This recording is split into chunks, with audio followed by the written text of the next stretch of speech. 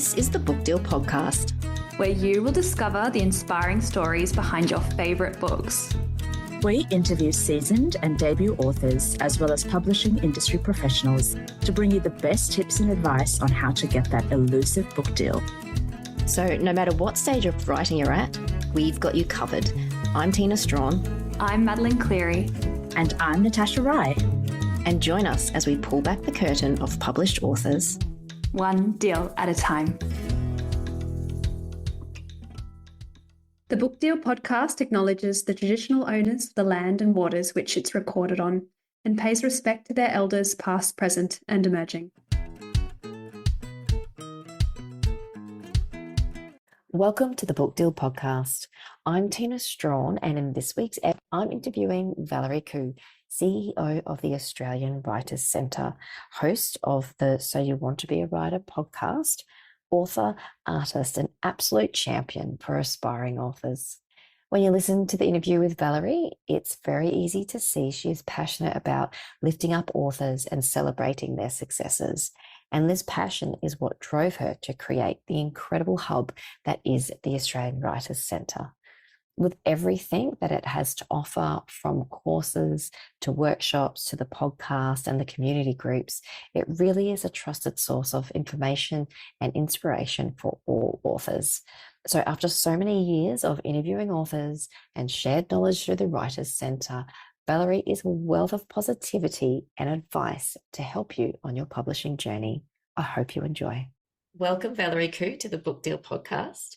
I'm very excited to be here, Tina. It's truly an honour to have you here today. You're such a familiar face and name in the writing and publishing industry, and I feel like pretty much all Australian authors and international know who you are.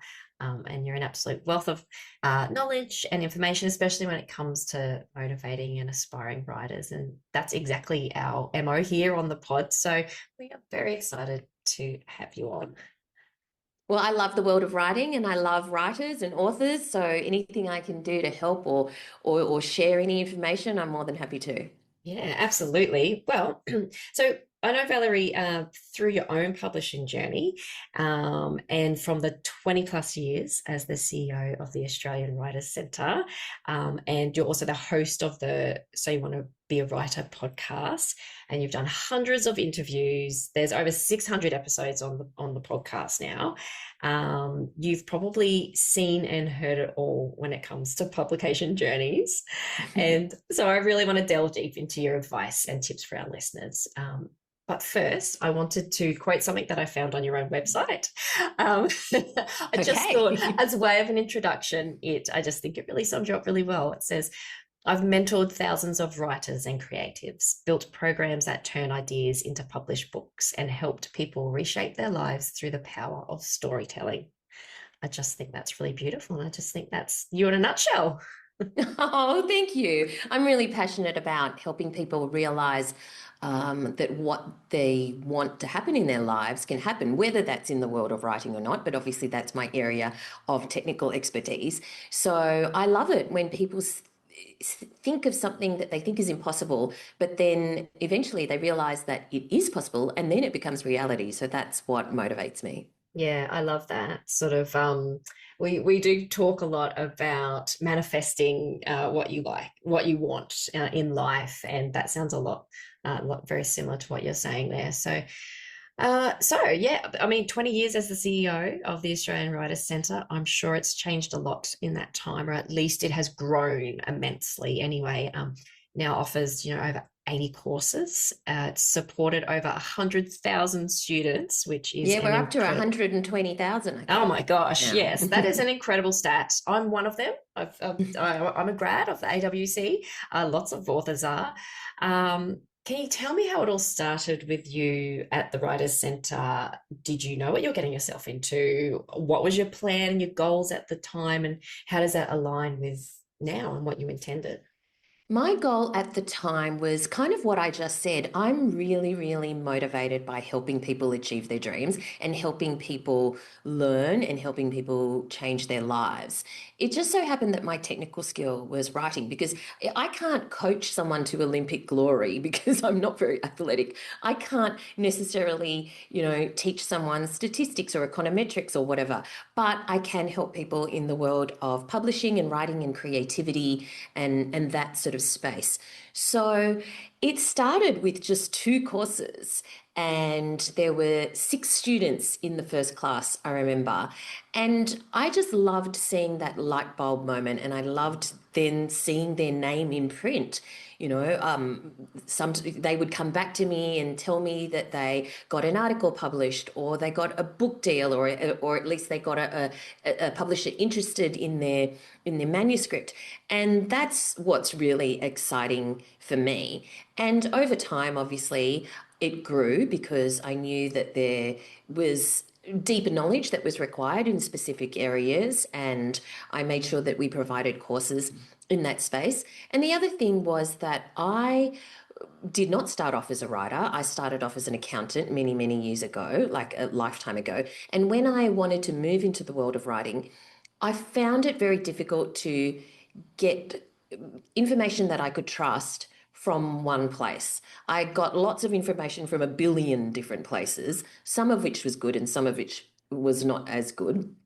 And I wanted to create that hub, that one-stop place where people could trust the quality, to know that the teaching was consistent throughout, because I had been to so many places where there'd be one fantastic course and the next course was really not at all.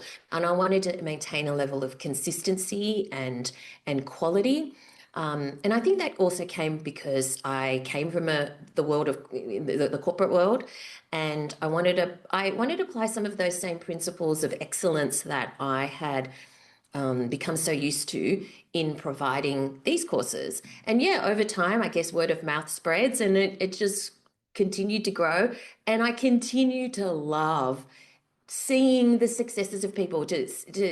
I continue to love seeing when people, as I said, achieve what they once thought was impossible, and now it's their world, it's their reality. And sometimes they become, like 10 books later, I still get excited at their success. Yeah, I think that's really interesting. And I think what you were saying about trust is really important too. I very much, it's a perfect word, I think, to describe the Australian Writers' Centre. You can trust the quality of it, and you can trust, like you were saying, you don't just get varying levels of the courses. That when you sign up to an AWC course, you're getting quality. I think that's really important too. And like you're saying, the hub as well, it's all there, isn't it? Like it's like you can, if any of the listeners have not checked out the website yet, definitely go and do it. Scroll through the courses. You'll want to do most of them, lots of them. Just pace yourself. And it's very exciting though. Like, yeah, you sort of just have to choose what works for you, I guess, at the time. But I think that's really lovely. I can tell that it fills your cup to see and to celebrate the success of these authors. Yeah, it really does. It just makes me so happy. Well, you can tell, and I think that's why it's successful as well, because you're driving it from a place of just honesty and happiness too, isn't it? So six people in the first course. How many are you getting through in a year now? That's a very good question. It's a stat I need to look up. I don't know. Because they fill up. They definitely book out. A lot of the courses book out, so you do have to be quick when you get onto it. And so it's not just the website and the courses, but also the podcast as well. Yeah. It's been around for a long time now. So many episodes, so many amazing authors being interviewed, and so much information shared. It's a free resource as well. Tell me how that came about.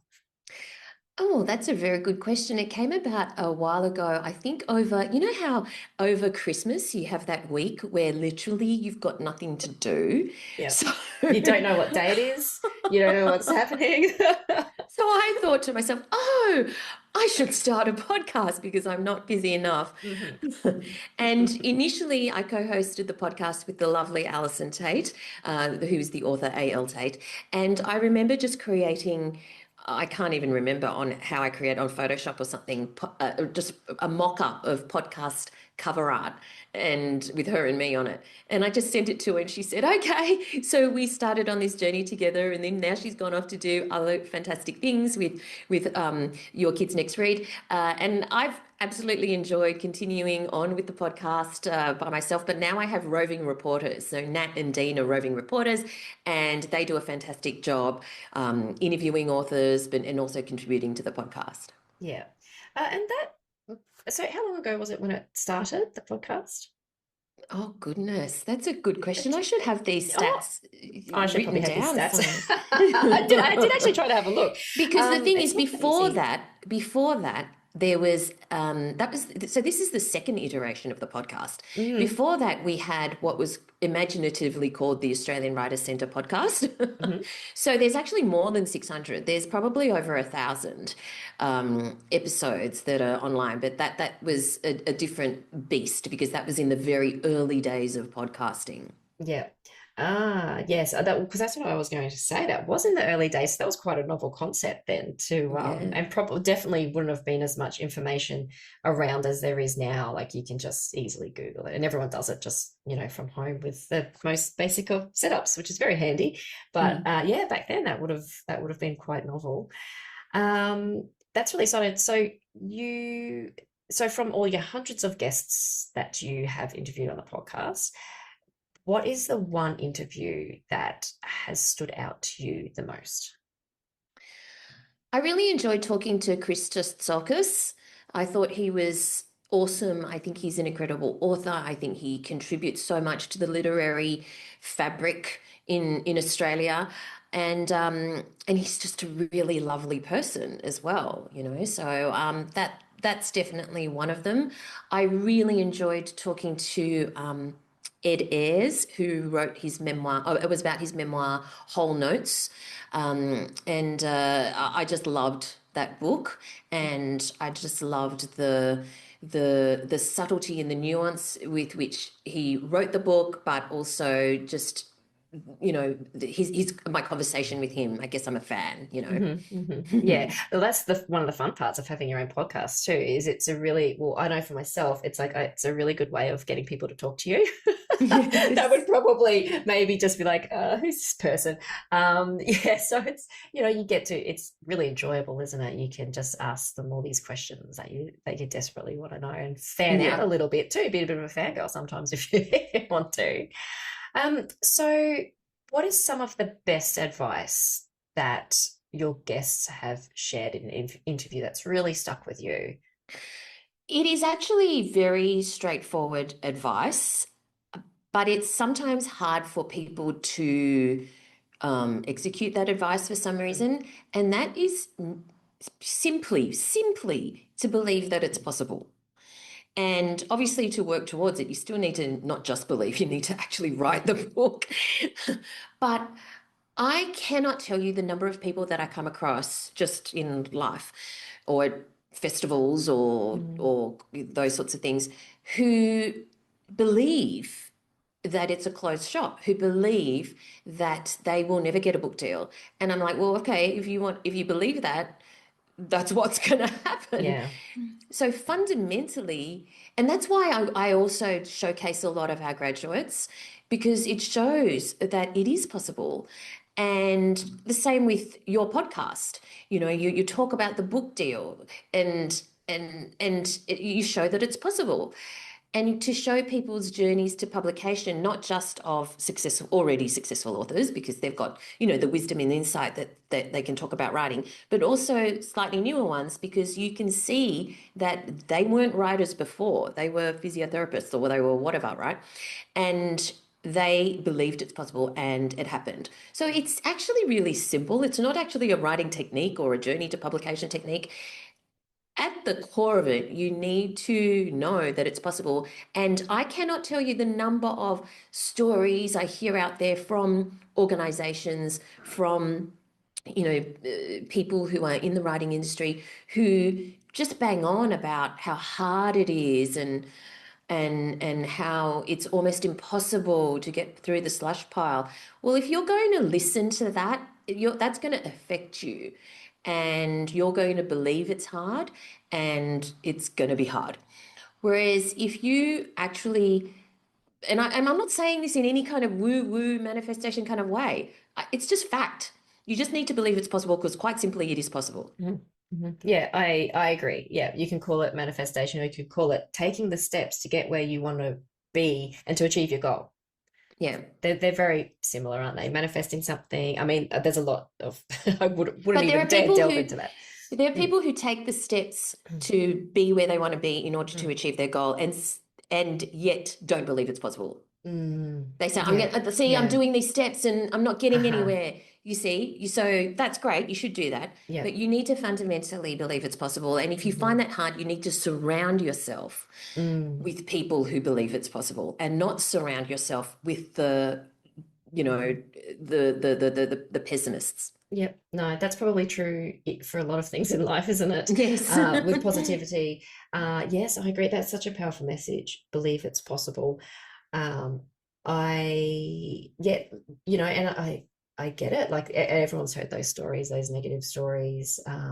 There's certainly authors who have come from, I don't know, backgrounds, or where they have done a lot of study, or they've always just been hugely gifted at writing, and the pathway sort of seems a little bit more open to them, or people with profiles that are getting book deals. There's lots of discussion about people that already have a status or celebrity status that are getting signed a lot easier than others, which definitely can make it harder for people. But especially like listening to your podcast, listen to the So You Want to Be a Writer podcast, and the rest of the episodes on the book deal, we're just we've interviewed so many people who just wrote for the fun of it and loved it, and it was their joy. And they all have day jobs, and they all, many of them have families and just very regular lives, and just put themselves out there, believed in what they were doing and what they were writing, and it came to them. All different pathways, so many different pathways, isn't it?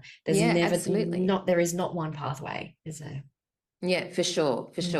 You need to understand that it's possible. I was talking to somebody at a conference, and this wasn't for a book, but it was for an article. And I'm an expert at feature articles, and I'm really I mentor a lot of people to pitch feature articles that then get published. So I really know what I'm talking about.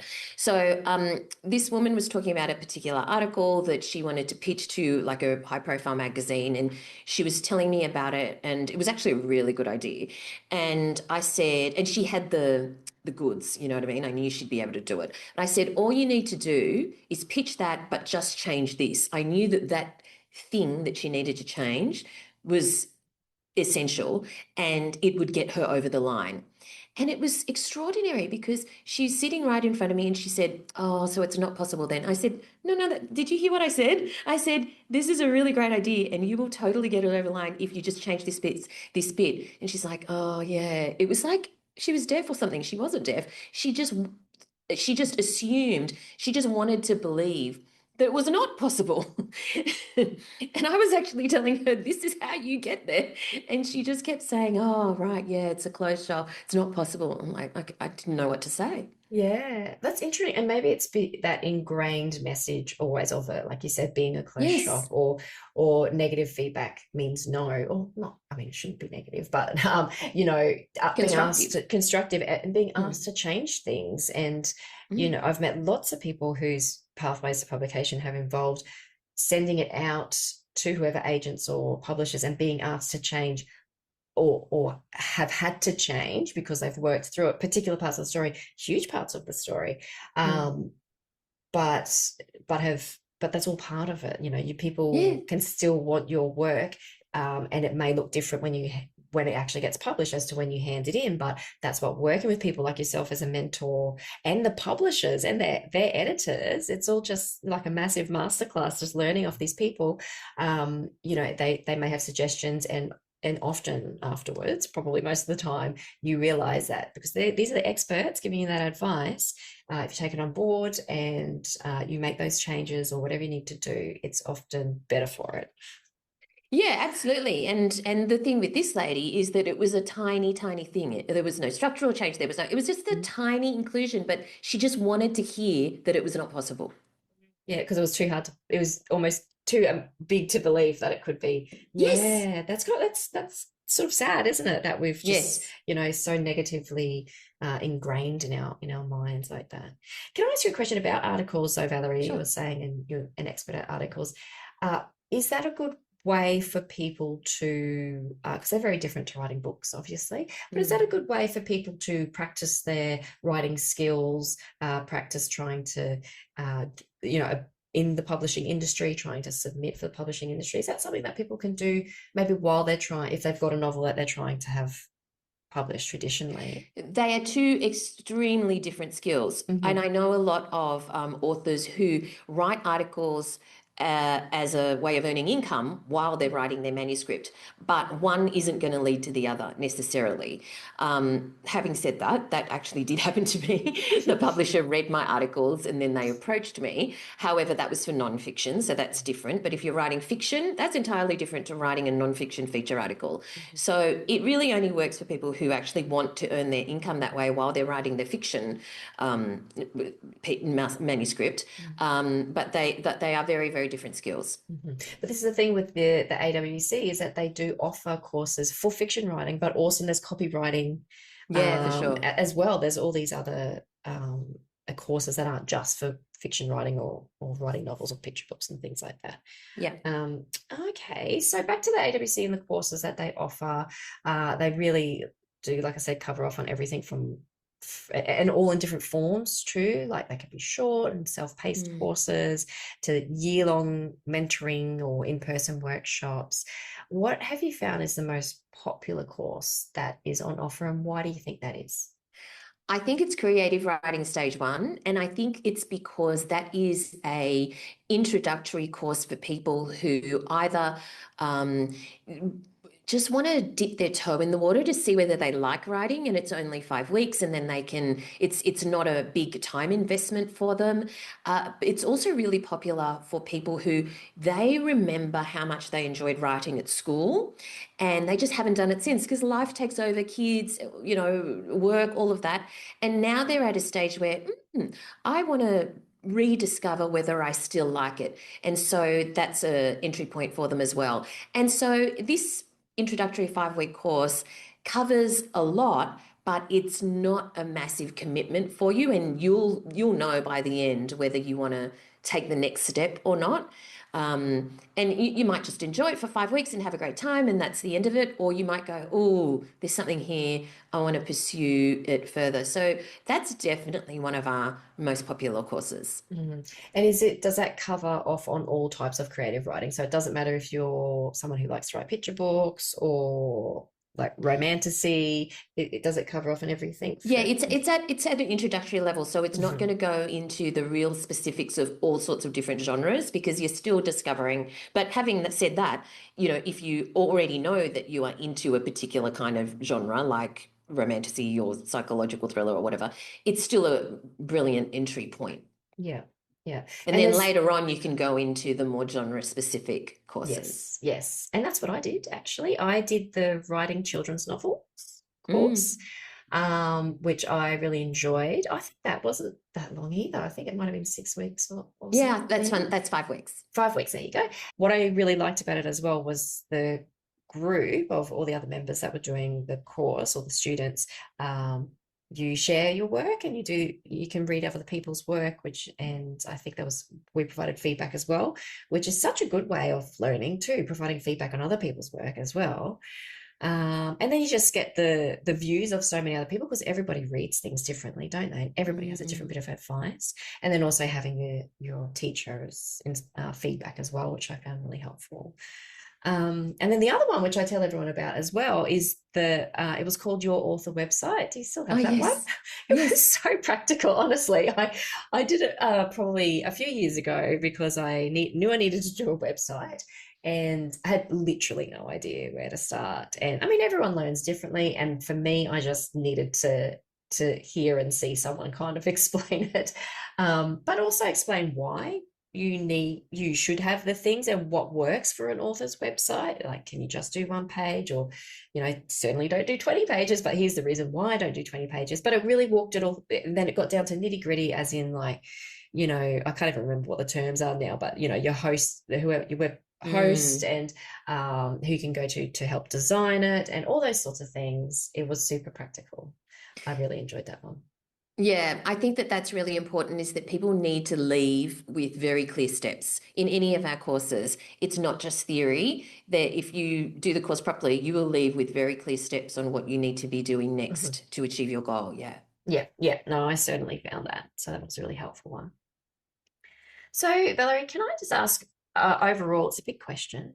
What have you learned over all this time of being the CEO of the Writers Centre and interviewing so many authors as part of the podcast? What have you learned that's sort of been the biggest takeaway for you, or about the industry? What's the big sort of feedback on that? This is, I have learned that the publishing industry and the world of writers in Australia, and obviously I learnt this ages ago, right? But I guess this is useful for people who are new to this world, and who are just wondering, who are just on taking their first steps, is that the publishing industry in Australia and the world of authors, it's one of the nicest industries you could. They're full of just lovely, genuine people. I'm not just saying that. I'm involved in lots of other areas. I'm involved in the world of art, visual arts. I'm involved in the world of business. I'm a board director of companies, and there is nothing like the writing industry in terms of lovely, lovely people. It's so wonderful. It's so safe. It's so nurturing. It's so friendly. So I guess, and people who are already in it already know this. But if there are new people who are still wondering whether it's going to be competitive or scary, it's just not. It's the nicest group of people you could possibly want. I agree. And I think it comes up in almost every episode about community, and if if you're even before you're published, well before you're published, or even just thinking about dipping your toe in, to join those community groups, because it's pretty incredible. Like you said, everyone just builds each other up, don't they? Yes. There's no one's bringing anyone down. I've definitely found that myself as well. Everyone is so lovely, and you can learn so much. And I think everybody's drive, and back to what you were saying before about surrounding yourself with those positive people that are saying those positive things, that helps to push you along. And I have a friend who's part of a writing group, and for them, even if this is some more inspiration for people thinking about joining a group, is they had been together for a while as a critique group, and then one person got published, and then the next person got published, and then the next person, to the point where they all ended up being published at some point. It just was like, it was a bit infectious, I think. Yes, that's I love seeing that happen. No, that's lots of fun as well. So Valerie, is that your top tip for? There was lots of top tips there. We always ask our guests for a top tip, but there was quite a few there. So what about believe in yourself, or to join a community? What's your top tip for authors that are trying to get published? You don't know what you don't know. And so there are some authors who, or some people who are writing manuscripts who truly believe that they can get the information they need from YouTube and TikTok and, wherever. And you can, there is no doubt. But if you don't actually know if it's coming from somebody who knows what they're talking about, or if it's coming from somebody who just did it and is sharing their experience, but it's not, and while that's certainly interesting, it's not necessarily the most efficient way to learn that writing device or to do that literary technique or whatever. And so I think that what's really important is, A, you don't know what you don't know, and therefore you need to be open to constant learning. And I know some authors who they're on their sixth book, but they're still doing courses, because it's never a waste to learn. And you might do a course, or you might do whatever, learn something, and there'll just be that gem that can make the difference in your next character, or in the way you write dialogue, or in the order of scenes that you've written things. And so I think that it's really important to be open to new learning opportunities, because it can fast track not only your learning, sometimes it can fast track your road to publication, and other times it can absolutely fast track your connection. So meeting other people in the community. It might not create. It might not, create a party where you suddenly go and meet every person that you need to know to move forward, but you'll meet people who you then connect with, and then you'll follow each other online, or you'll catch up at an event or a conference or something. And it absolutely fosters those kind of connections, which I think is so important. That's incredible advice. That's so true, especially about the connections thing. I totally agree. And it may not be something that happens straight away. It could be something that happens years down the track, where those connections sort of fall into line for you. But yeah, again, it's about community and just constant learning. I love that idea. That's incredible. Well, thank you, Valerie Khoo, for being our guest this week on the Book Deal podcast and sharing all your incredible advice with us. I encourage every listener who hasn't yet checked out the courses at the AWC or the podcast with all its free, wonderful advice and inspiring advice. There really is something there for everyone. And the courses are offered internationally too. Are they? Yeah, we have students from all over the world, Yeah, definitely. Yep. I mean, the majority are in Australia, but we definitely have Yes. students from all over the world. Yeah. Yep. We have lots of international listeners as well, so even they can check out the website if they like. Thank you so much for sharing your time with us today, Valerie. You're most welcome. Thank you so much for having me on the show. Thank you for listening to the Book Deal podcast. We're able to bring you these weekly writerly chats because of our amazing patrons. Join the TPD family by becoming a member of our Patreon community at patreon.com/the Book Deal podcast. And if you love the pod, please give us a rating or review. And don't forget to follow us on Instagram and Facebook.